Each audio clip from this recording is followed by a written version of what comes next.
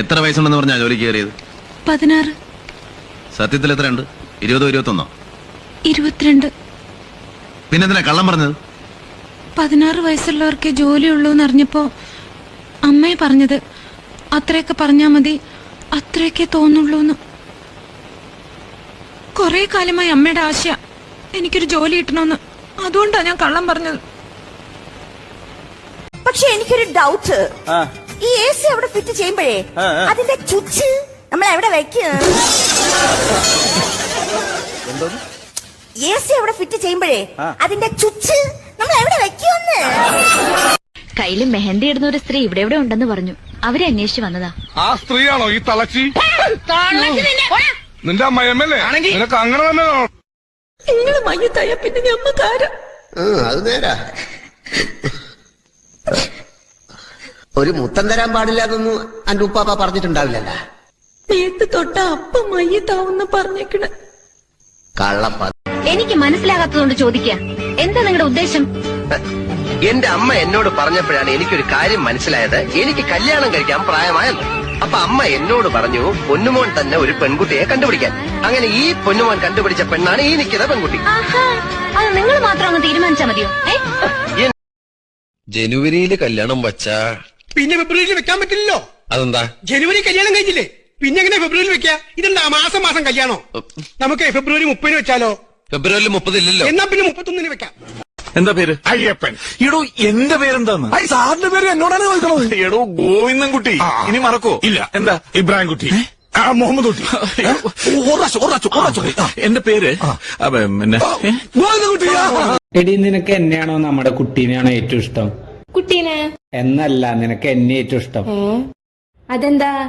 നീ നിന്റെ കൂട്ടുകാരിയുടെ ഒപ്പം നമ്മുടെ കുട്ടീനെ ഒറ്റയ്ക്ക് വിടും, പക്ഷെ നീ അവളുടെ ഒപ്പം എന്നെ ഒറ്റയ്ക്ക് വിടും. അങ്ങനെ അങ്ങനെ അവളുടെ ഒപ്പം പോയാ അന്ന് നിന്റെ സമാധിയാണ്. അപ്പുറത്തെ വീട്ടിലെ വാസുവേട്ടന്റെ മോളെ ഏതോരുത്തന്റെ കൂടെ ഒളിച്ചോടി പോയി. അതിനിപ്പോ ഞാൻ എന്താ വേണ്ടേ? എന്താ ഇപ്പൊ അവളെ കണ്ടുപിടിക്കാൻ പറയണില്ലേ?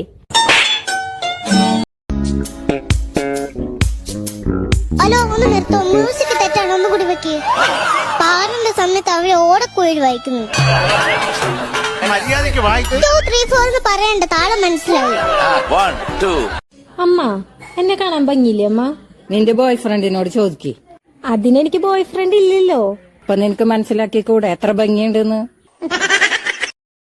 ഞാനിത് ആരോടാ പറയുന്നേ? അപ്പൊ എന്നോടല്ലേ പറഞ്ഞത്? അപ്പൊ സിസ്റ്ററിന് കോങ്കണ്ണാണല്ലേ?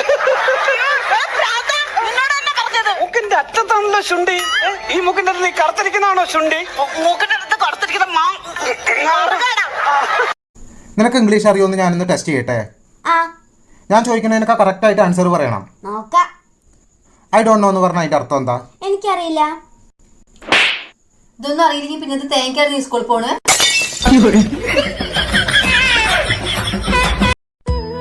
എന്താ ഈ പശു ഇങ്ങനെ കരയണേ? കഴിഞ്ഞ ആഴ്ച ഏലസ് പണിക്കരെ കൊണ്ട് മന്ത്രിച്ച് കെട്ടിച്ചാണ്.